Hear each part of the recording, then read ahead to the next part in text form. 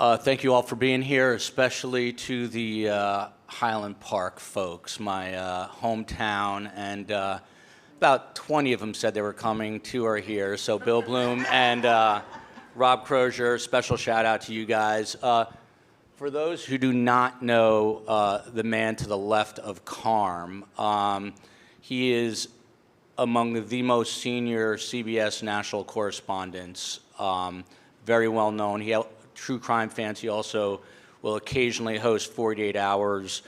I wanted to be Jim Axelrod. He's about 6-7 years older than me, and Karm has heard me curse many times, not at Jim directly, but at the TV, saying, why does that guy have that job? But look, he went on, he covered, he was one of the first reporters in Iraq covering the war. I remember, he won't remember this, but I remember because I idolized him, bumping into him at the Miami airport, and I think he said, hey, I'm just coming back from interviewing Paul McCartney. But look, I had a podcast, and my first guest was my mom. So we've had kind of parallel careers here. Before, I'm going to hand it over to Jim, I promise, but I just want, I've been doing this in the past.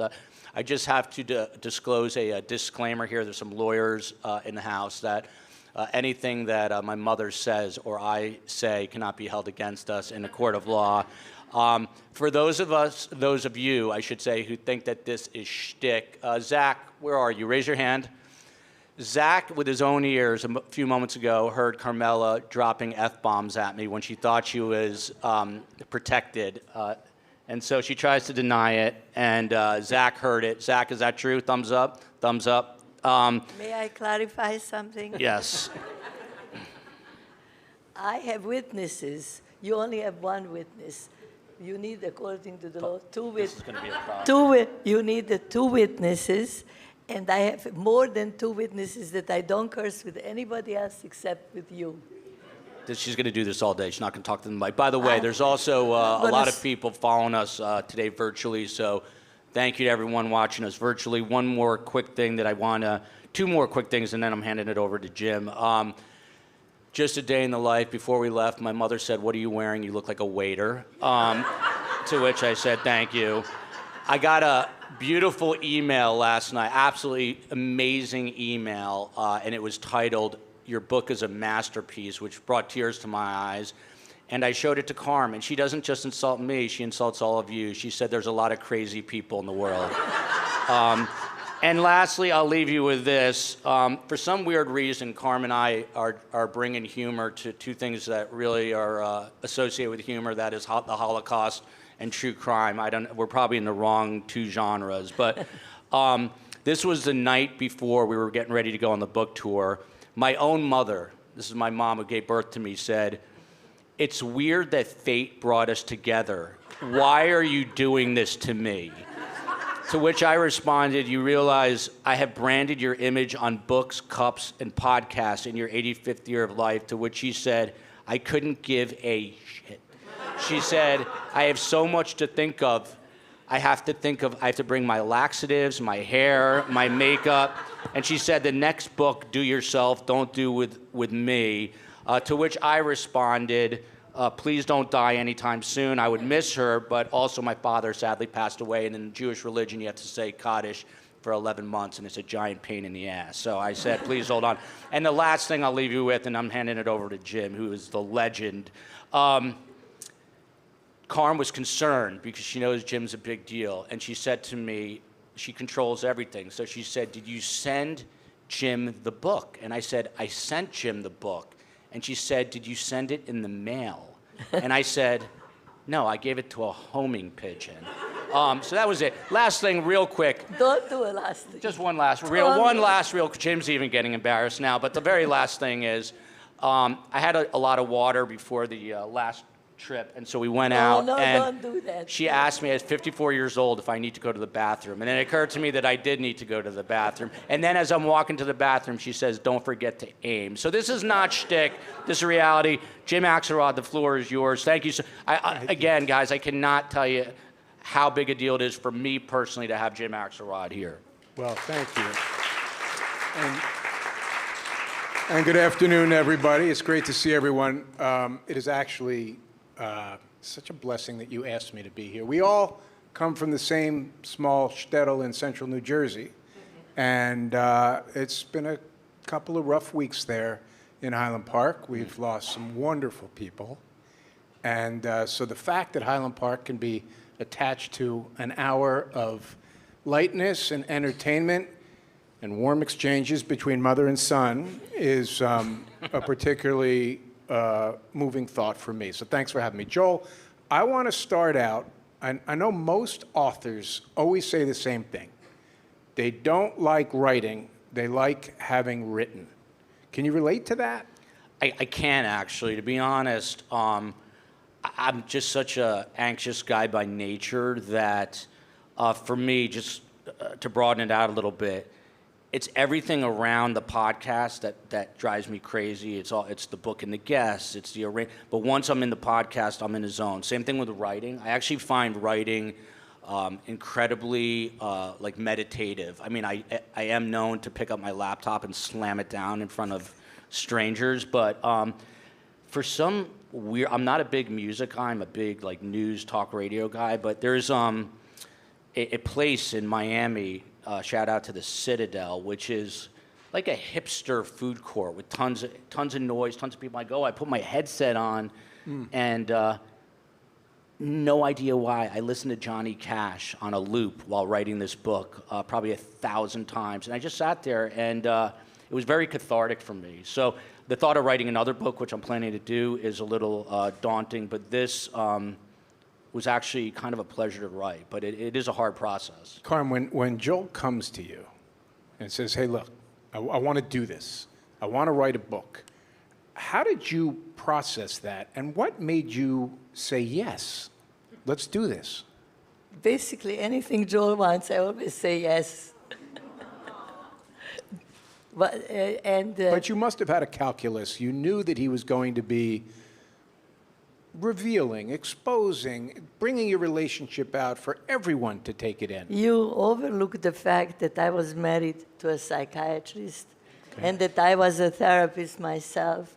And when people are in that field, they have to deal with their own issues. So they are open and aware of all their crazinesses, of all the foibles, of everything. So it was, for me, not to reveal is kind of boring. Kind of boring? Yes. And meaning, and I get that. That's a very important point, that you're not, there's a lot of energy that goes into suppressing.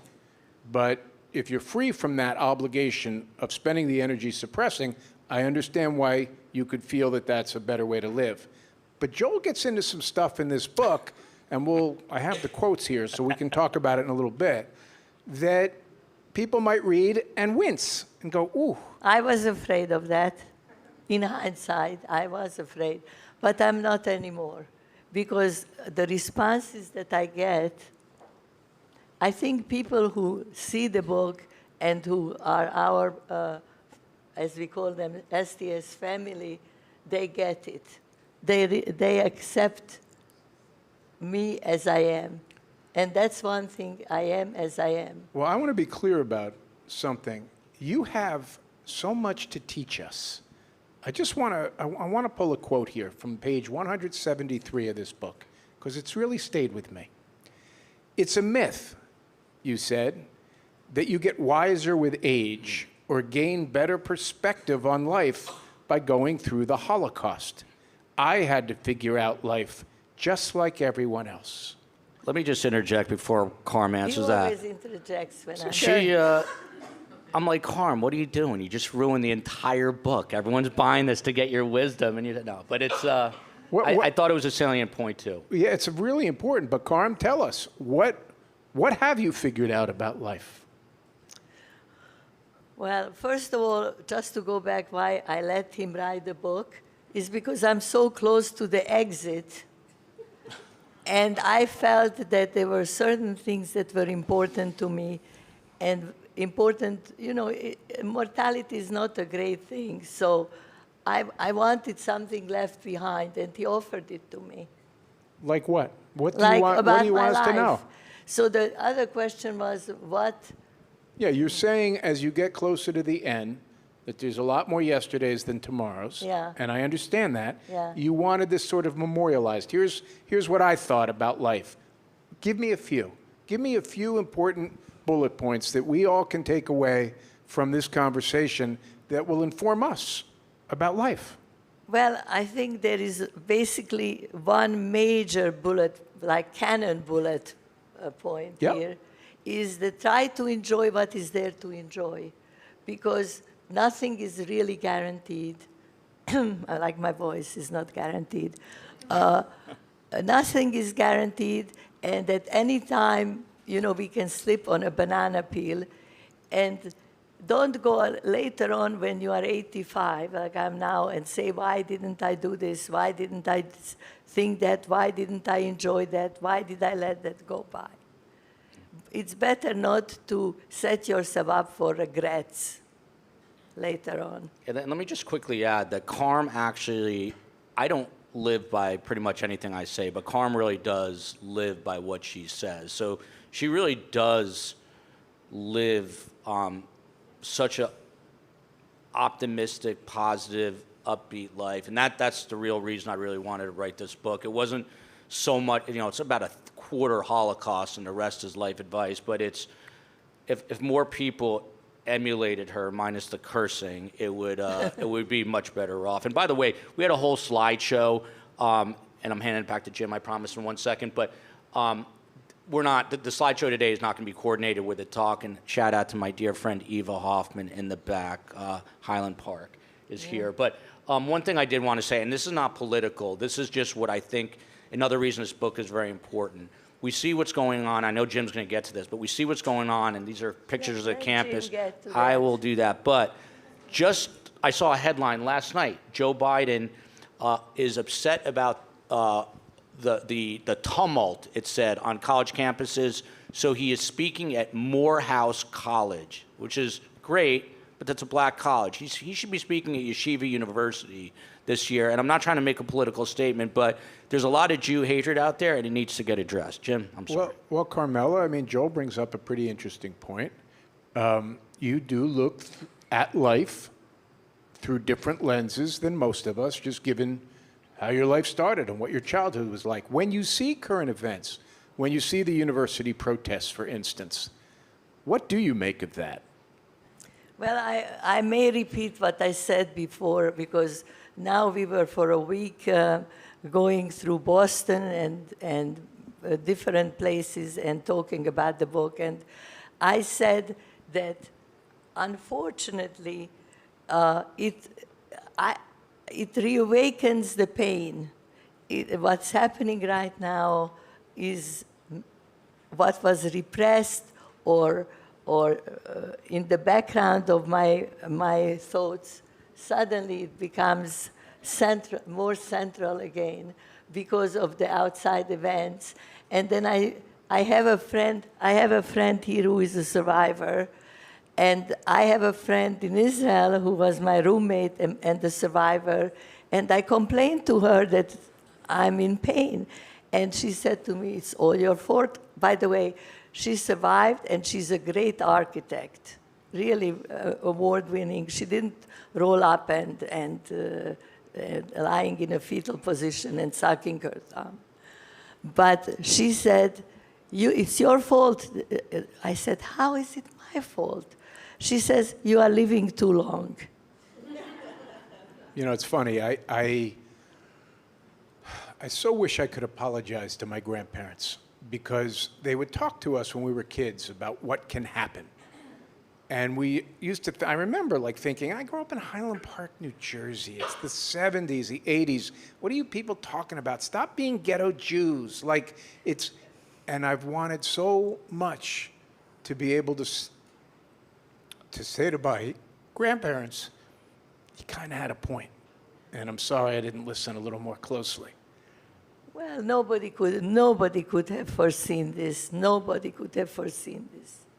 There is no way, if you take, what happened in Spain in 1492, when the Inquisition and so forth, you have some sign that history repeats itself, but it's not the same.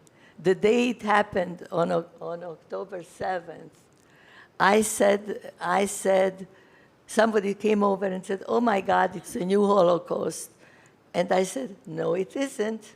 It's not a Holocaust. It's a pogrom. It's a pogrom like in Russia before the Holocaust when they killed a group of Jews, but it's not a Holocaust." And then can I continue with this? Please. I came to the conclusion that what is happening now goes against the slogan, "Never again." And then somebody pointed out, no, it's not. Nobody said that there will be no anti-Semitism or Jew hatred ever again, but the response is different than it was before. So we are not as powerless and as completely at the mercy and kindness of the Gentiles as we were before. All right, let me just switch gears a little bit here. I kind of feel like I need a coin to see who goes first on this one. I want to talk about your relationship, all right? She can go first. So just tell me a little bit about the dynamic between your wonderful son and you. Maybe I should ask my daughter. No. That's next. We can have that conversation some other time. I got to hear from you. Hold her down, Jim. Well, I have a theory, but the bottom line is that I spoiled him rotten. With what consequence? That he turned out wonderful. I mean, not perfectly wonderful, sort of wonderful. But the reason I always give myself attenuating circumstances. And what happened was that before we had Joel, after we had Arden, and we were in seventh heaven when we had Arden. And then we had a boy, and unfortunately that boy was sick, born with a genetic problem and was going to die no matter what we do. And then by accident, I got pregnant and he was born. I was an accident. He was an accident, a happy accident, because we didn't expect at that moment, my husband and I, that we would have a son. And then the spoiling started. You know, like... Not enough. It's never enough, Joel. Never enough. But what do you, Joel, when you're listening to this, there was a very specific point of view that came screaming off the pages. And so I'm wondering how you would characterize your relationship with your mom and also your need to write about that relationship. Yeah.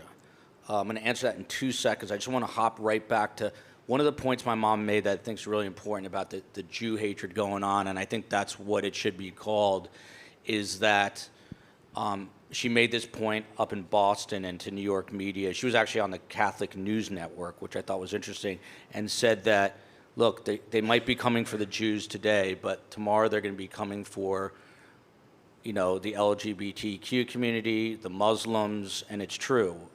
They're not just coming for the Jews. They're coming for everyone, and the way I had been starting these was just taking 30 seconds of silence, which we're not going to do today, but just to, instead of just saying never again, like what are we all going to do?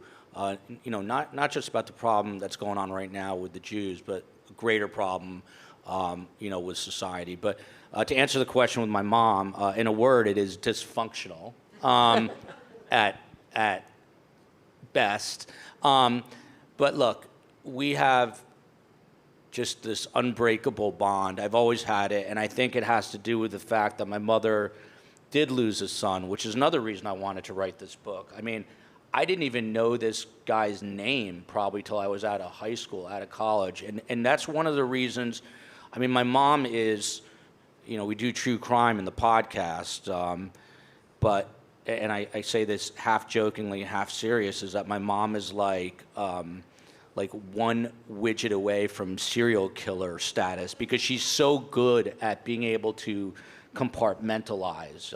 I've become friends with BTK, he's a notorious serial killer, with his daughter, and he's famous for being able, it's almost like a Rubik's Cube. He can have one affect on one side and then another. And my mom is just, in a very positive way, she just knows, she does not dwell on anything negative to an extreme. So I didn't really know.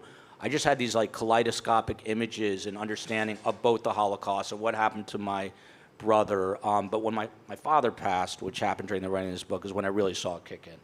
So Karmela, Joel just brought up a point that I kind of feel like we got to dive down on a little bit. I think you could probably conduct a master class on how to put one foot in front of the other and keep going. It's an essential life skill, no question. But when Joel says that it actually goes to the extreme of he didn't know anything about his brother who had died, and that there are some mysteries, I think you said till out of high school or into college. Was this a conscious choice you were making, or was this the way that your psyche had evolved just to be able to get out of bed in the morning? I don't know what causes people to be optimists. I think my daughter is also an optimist. And I think that was genetically like that. And then I discovered things about myself. While he was writing the book, I didn't think it through to the point what it does to you when you're a 5-year-old and they, without any early warning or preparation, they take you by the hand and they push you into a nunnery and they leave your parental unit. What does it do to you psychologically? And I think that's when my training in repression or denial probably started.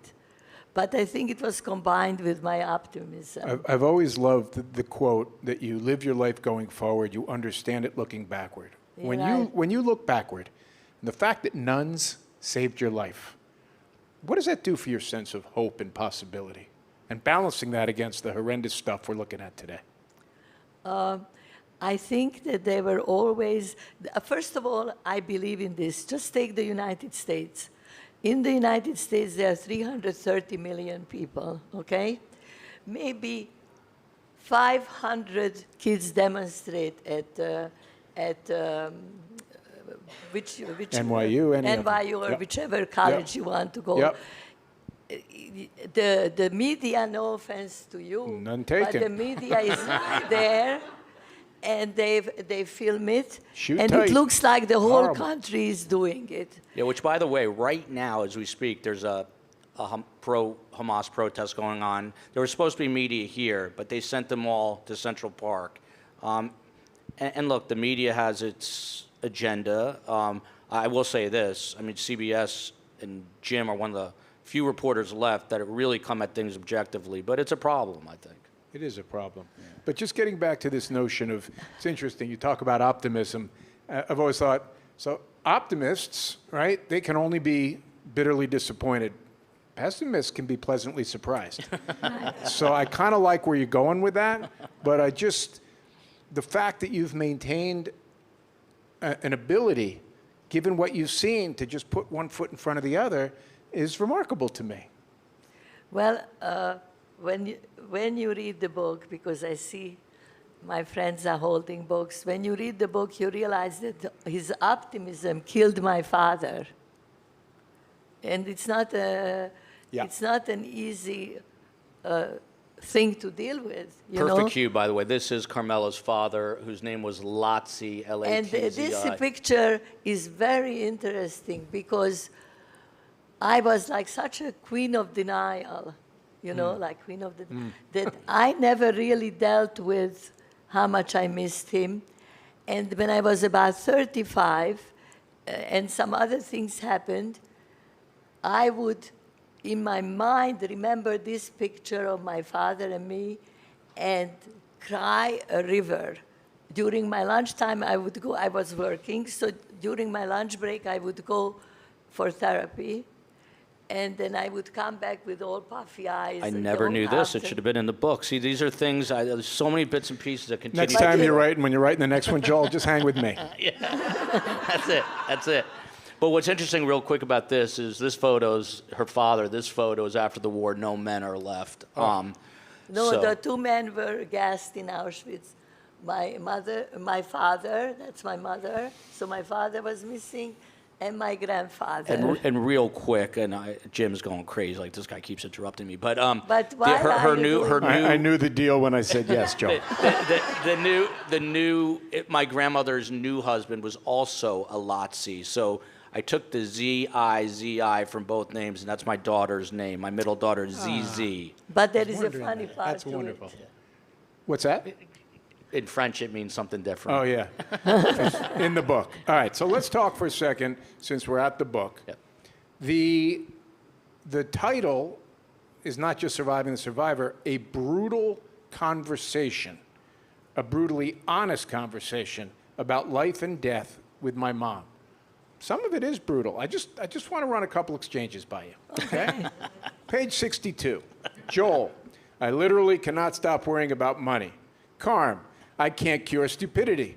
Neurotic people like you are exhausting.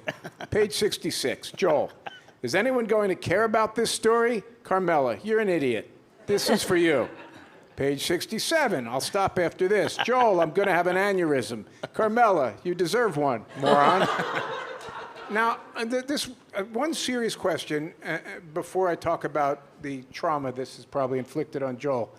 But one serious question. When you read the book now and you see that in print, does any part of you go, oof? Like, does I think if I wanted to, yes, but I don't want to. Joel, what about you when you read it? Here's a funny thing. I haven't really read the book since it's been in print. I'm one of these, the minute we do TV, the minute this is over, Carm's going to say, where's the YouTube link? I want to watch.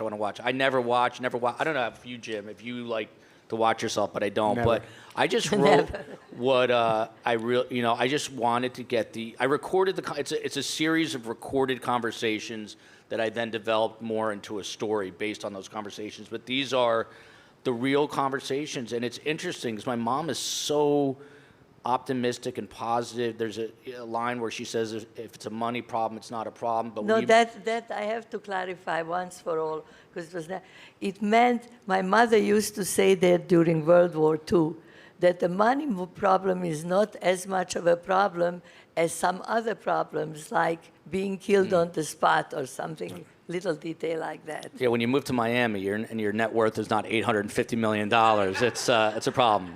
But Joel, you said you haven't read the book since? No. Since I have All not. right, stay away from page 115. But let me ask you, Joel, Surviving the Survivor, the title, what are you surviving?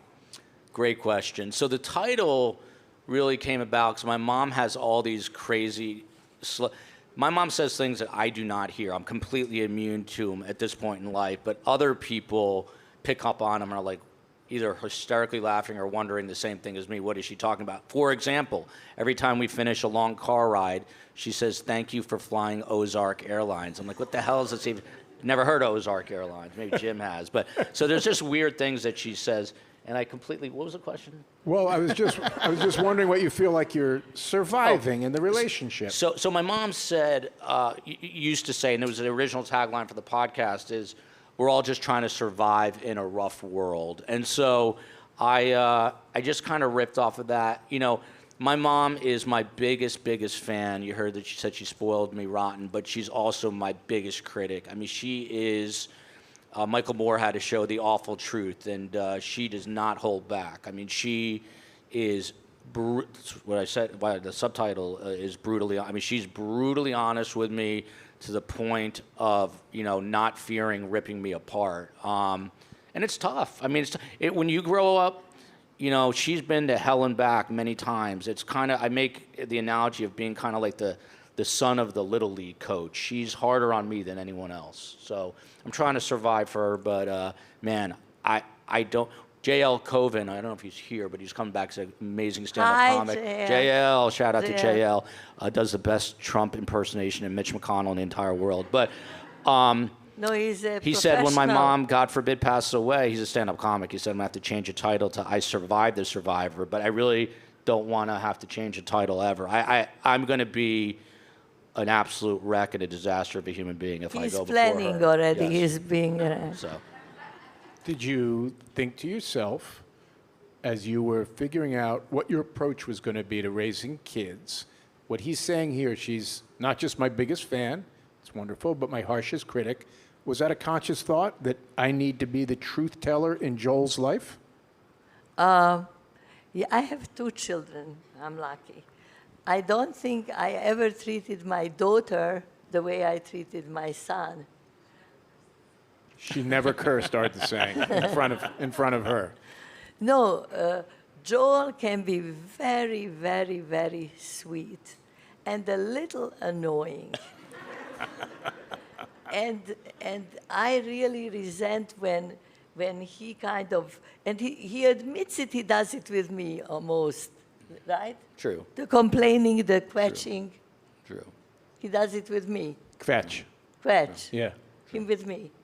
Only with you. More Only with with- you. You know, there's something, and I don't know. And we had a very nice balance because my husband was sweet, kind, soft-spoken, supportive of Joel, very right? Yeah, I don't want to. I don't know that psychology is. That's my sister in the front row. Perfect child, BU 6-year med, became a doctor. So, and you know, my dad was a doctor. I just always have had this kind of a chip on my shoulder. I don't know why, and I've always felt like, especially with my mother, that I've got to prove something. I don't know what or why, and I'm not proud of that. So, but it's Joel, just, yeah. the success that you're having with this podcast and with this book, does it, and I want to talk about the origin of it in a second, but you're raising it, so let me ask you now, does the success that you are having with this round the edges of whatever feelings you might have had about my dad's a doctor, my sister's a doctor, what am I doing? Is My this success doing it? brother-in-law is there. Brother-in-law? Make him feel better, Karmel. Brother-in-law, the list goes on. His nieces. Anybody else? His Let's get him. nieces. Let's have him 2 feet 6. Nieces went to MIT. But Joel, what about that? The success you're having now? No, I think it's, I don't know what it is. I think it's some sort of defense mechanism for me where I just have to keep this chip on my shoulder. And Jimmy, you know this better than anyone. I mean, news is the most cutthroat business in the world. And my goal was to get to a national level, which I did get to. But I never felt like I quote unquote made it. You know, Jim has legitimately made it in the news business. So, and I don't know, you know, psychologically, I don't know why that is. But I used to ask my mom back in 1983, when I used to listen to Howard Stern during tennis practice. I would say to my mom, "Is Howard Stern really this crazy?" And she goes, "He's crazier." And that's a little bit like me. I mean, I'm a little off, you know. But I'm always, I have to constantly strive to do better, and I don't know what that's about. but How that's did just my this? How did this all start? I mean, you did, as you say, and you may not see it. You had a very successful career going, and to your point, like I've had conversations with some pretty big, recognizable names all about what they didn't achieve. So I think it's just part of the sort of a universal human thing. But you were there, sailing along, successful. Decide you want to do this book and podcast. Why? How? How did you build a podcast that became so successful? Part of it was to save my marriage because I started late in life, and I had, you know, I didn't start reporting until I was 35, and most people who achieve success start very young. You know, like the Anderson Coopers, the Jim Axelrods, the Jake Tappers of the world. They start young, and I got into it. I started as a producer, but I didn't get into the on-air thing, and I always felt this extreme sense of urgency, but you know, I was traveling at Fox News Channel probably 3 weeks out of every month because I was on a breaking news team. So anytime something happened, I had to go, and I was just having my first 2 children, and it was really hard on my wife. And I realized, you know, there's a lot of failed marriages in TV news, and I had to make a choice. My dad is who's a psychiatrist and passed away, big proponent of free choice. And it was a really hard decision. I mean, it was a really hard decision, and I struggled. I got really down for a bunch of years, and and then I had this idea for this podcast with my mom, and I kind of clawed and crawled my way back. And I think that's what inspired me to write about my mom, because she's always done that at such a higher level. I mean, with so much more extreme. I mean, we're talking the Holocaust, we're talking the loss of a child. I'm talking a career that I was trying to come back from. But I think the big lesson in the book, one of them, is that no matter what you confront, you can overcome it. And also that everyone has these amazing stories within their own families. Why true crime?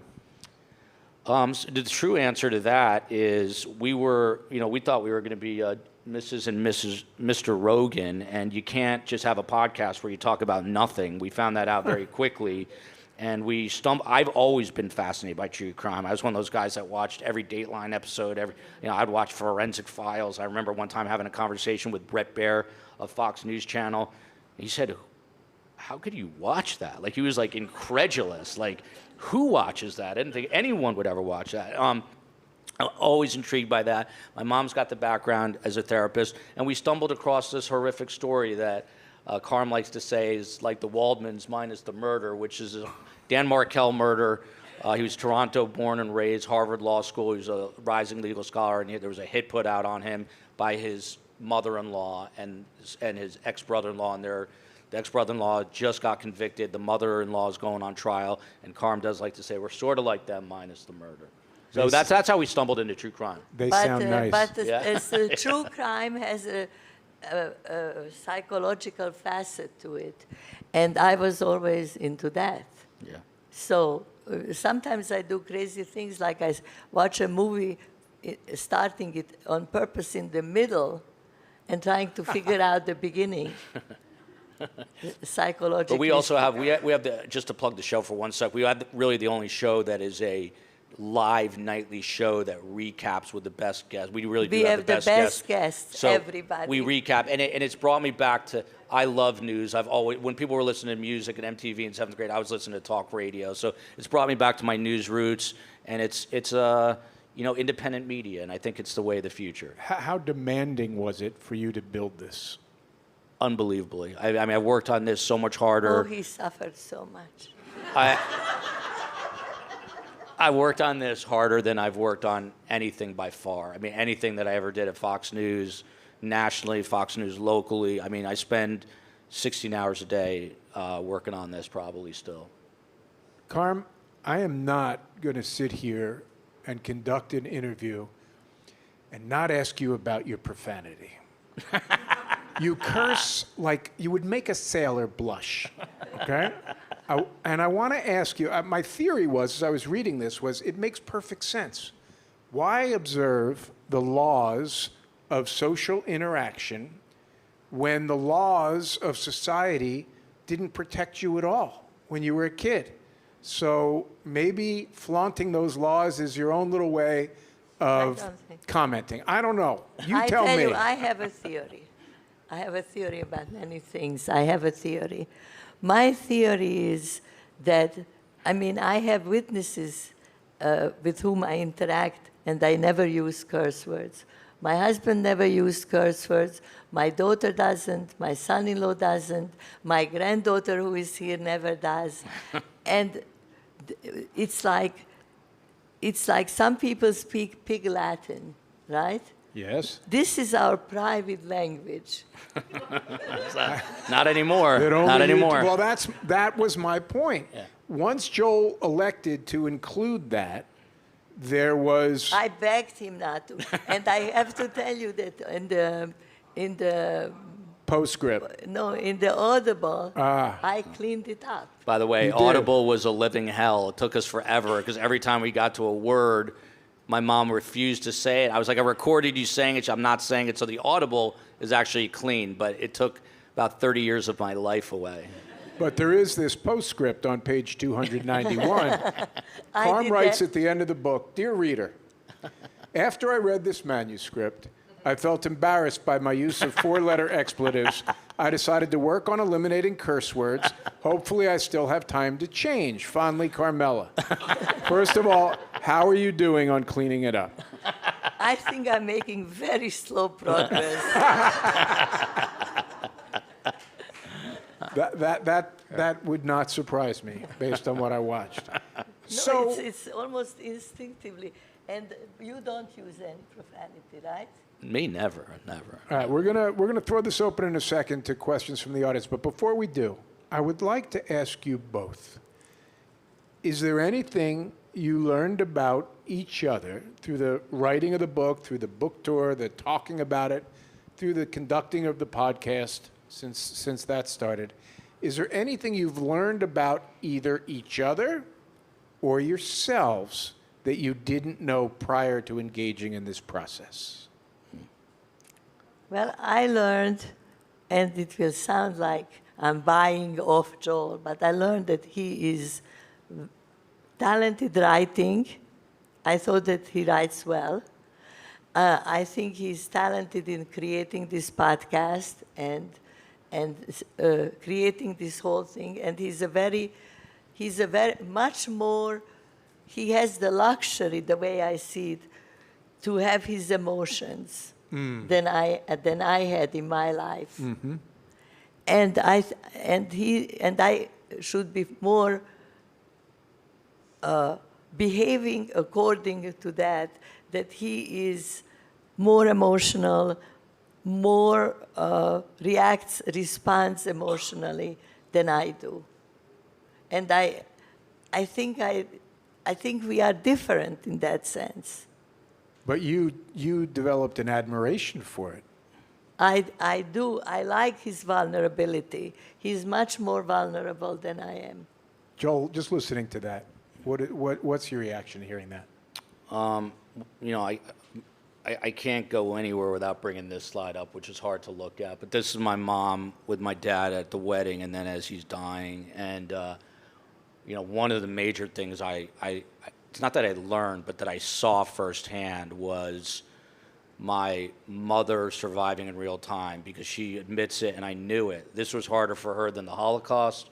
This was harder for her than the loss of a child. This was her husband, my dad. Her husband is 63 years, and just to watch her strength. I don't think, again, there's a little bit of a psychotic aspect, and I say that in a loving way, because I don't think I saw her cry, maybe once, but she just has this unreal ability, and her grandkids, and now she's got great grandchildren, are seeing this, like seeing how she's continuing to move forward despite everything. But the thing that I learned, to get to the answer to that question, this is going to sound like I'm blowing smoke up her ass, it's that I have the exact perfect mother for me. And not all moms are perfect, but without her, I'd be absolutely nothing. And I mean that, I'd be nothing. And there's such a focus in this world on athletes and stardom and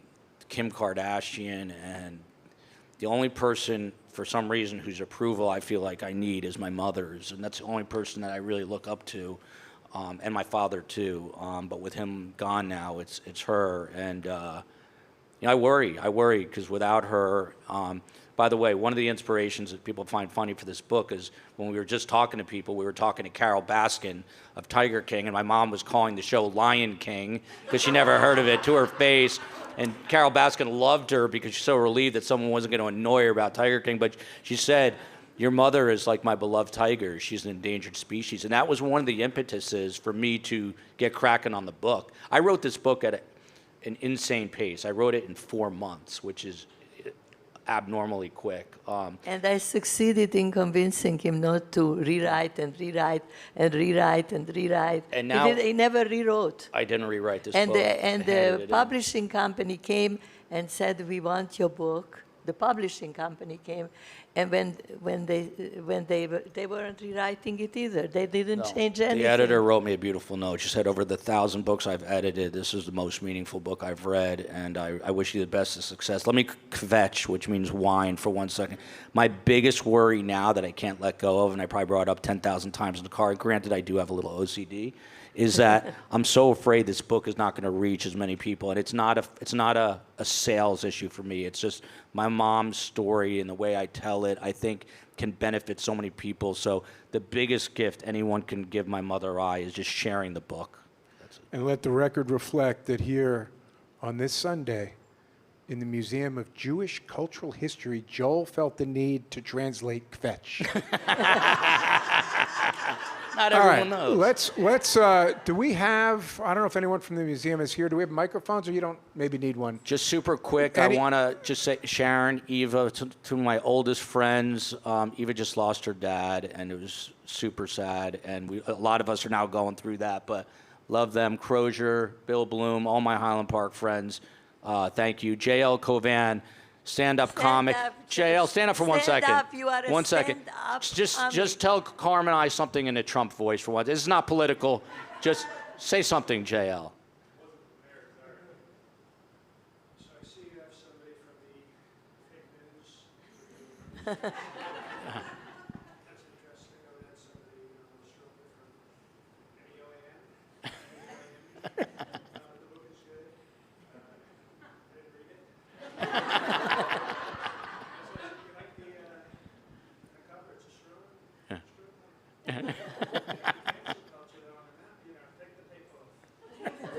Mr. Trump, what's the last book you read, Mr. Trump?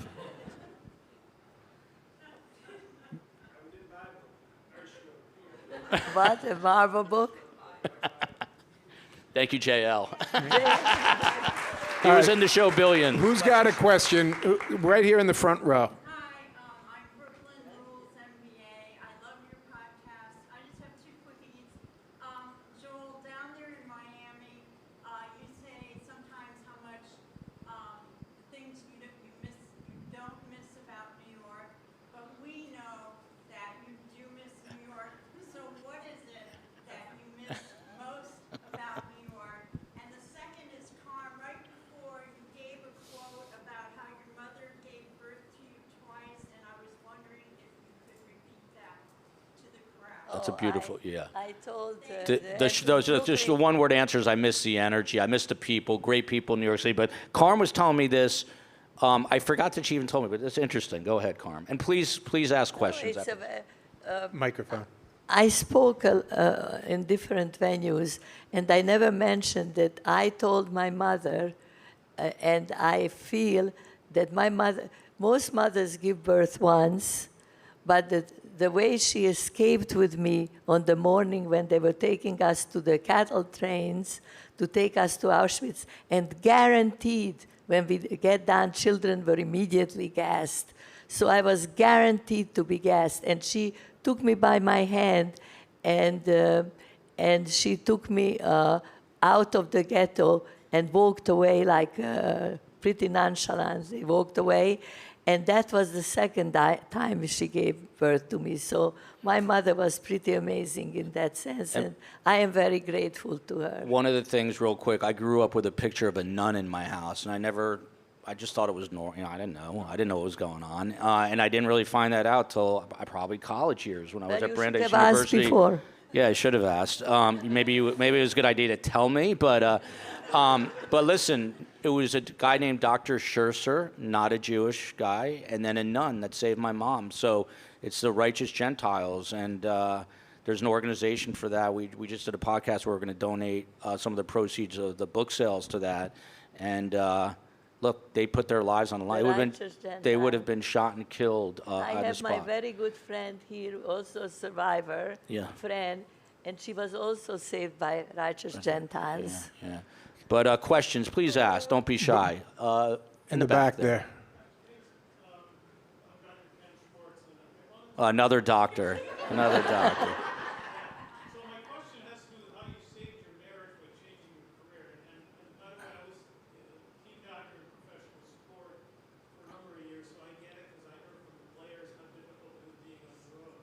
You went from being on the road where you were never home, being at home, working your ass off, starting up a podcast where every waking minute we're working on the podcast, short of not sleeping. How did you arrange your schedule so you would spend more time with your family? Great question. The short answer, so my marriage has always been really good, thank God, with my wife and my mom. My wife's watching. Very similar. They have, let's put it this way, short tempers. The short answer is, you know, I just didn't want to get to the point because I saw so many people in TV news whose marriages fell apart that it was a good decision. But now it's just much more easy to manage. It's basically work from home. My kids do say, "Daddy, why do you sleep so late?" And I'm like, "Leave me alone. I was up till 4 in the morning." Because we're doing it all. We're building thumbnail. You know, we walked into a brand new startup called News Nation where we did an interview with WPIX, and there's 350 people working there, and I'm like, how is this sustainable? So I do think new media is the way. It's a hard thing to But you put forget forward. to tell the most important thing here, and we cannot let this question go without mentioning COE. The COE, the chief of everything. That is my wife. She's watching. There's Space Coast, the COE. We've got Mod, Steve Cohen, who's amazing at booking our best guests. It takes I don't know, not a village, maybe a Volvo full of people for non-traditional media. But we're getting to the point where we need some more help, and it's a ton of work, but I love what we're doing. Who else? Question, anybody? Yes, in the front row here. Hello. So excited to be here. I'm such a fan. I love you both. I was so blown away, Carm, by your love story. I was breathless from it. I'm going through right now putting my father in memory care. It's very difficult. I want to know what advice you might have in holding on to the good of saying goodbye to somebody that you love so much and coming to peace with the fact that it is goodbye. I'm struggling. Your book is really helping. Thank you. So the question for those who couldn't hear in the back, If you can't interpret, maybe you can interpret for me. Like Yeah. just in saying goodbye to your husband, how you got it on paper was just so beautiful. And your love story is amazing. But you found some type of grace and peace, it would seem, in saying goodbye to your husband to allow you to actually be here today and move on. And He was very the question was, how do you supportive. say goodbye to a loved one? Yeah, He was very supportive of the podcast. He was very supportive of the podcast, but saying goodbye to him, I think what helped is that it was a very, very slow process. Because I see people who lose somebody suddenly, it's such a shock. And this is like, I knew when he was, after he had his pneumonia and he was on tube feeding and he had to go into a care place, I felt I have to see him every day. I have to hold his hand, even though he doesn't know maybe part of the time that I'm there. And slowly, slowly in my head, the separation happened very, very, very, very, very, very slowly. And don't think it's over. I was making the joke during the summer. We did a lot of things. We had a wedding in the family. We traveled. I said, I'm scheduling my depression for the fall. and we have the unveiling, which we have to go. We are next Sunday. We are going for that. Beautiful way to end the trip. I keep telling my mother I'm leaving a book. And I kind of need to be alone when I like to really cut each break other down. You know, She likes to be. can't- But I told just my make mother jo- I'm I use leaving. a lot of humor to avoid the pain. And I told my mom I'm leaving a copy of Surviving the Survivor in a Ziploc bag on my dad's. Jews leave stones, so I'm going to put a stone on top. She said it's the dumbest idea I've ever heard. You can't read it. So she said- Carmela, while we're here, because I do think I always love to hear from folks who have a lot of life experience. So you had this, what comes across in the book as a loving marriage for 60 plus years. What's the secret? Be married to a nice man That's rule number who one. puts up with me. There was not a day that went by where my mom did not scream at my dad, and I would say to my dad, all my friends know this, Dad, how do you put up with that? He goes, well, what are you talking about? I mean, she yells at you. He goes, oh, it just goes through one ear, out the other. And I used to say, I yell with love. Yeah. We're getting close, but I just want to show some pictures. This is my mom and I. We went in for the epilogue. We went back the first time ever to Serbia. This is her synagogue, which is a historic landmark now in Europe. There was 8,000 members there before the war, and far fewer after. This is us in front of the home where my mother grew up before the war. You could tell my son was wildly affected by it as he was crying. And this is my mom and I in front of the Catholic school where she was saved. And of course, just so you guys know, this is my mother's grandfather and my great-grandfather. Since my grandfather was murdered in Auschwitz, nothing remained, so they could only put his name on the tombstone. His own father's grave. Yeah, so there's nothing of him there other than his name. All right, so we're about out of time, and we have one more question. Time for one more, and there I see the question asker. In a world that feels like morality is turned upside down and everything's topsy-turvy, I became obsessed with the podcast because of the Dan Markel story, because I knew Danny. I was an undergrad at Harvard when he was in the law school, and I didn't know him so well, but I knew him as a circle of friends. I'm just wondering, how did you come across the story? Was it from the news like we all did, or did you have a personal connection to any of the families?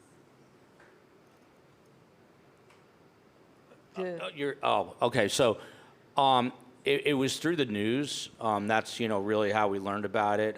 Steve Cohen, who's one of our quote unquote executive producer, he turned us onto it, and then we just really started digging into it. And in the process, I've become very good friends with Ruth and Phil and Shelley, who are Dan's parents.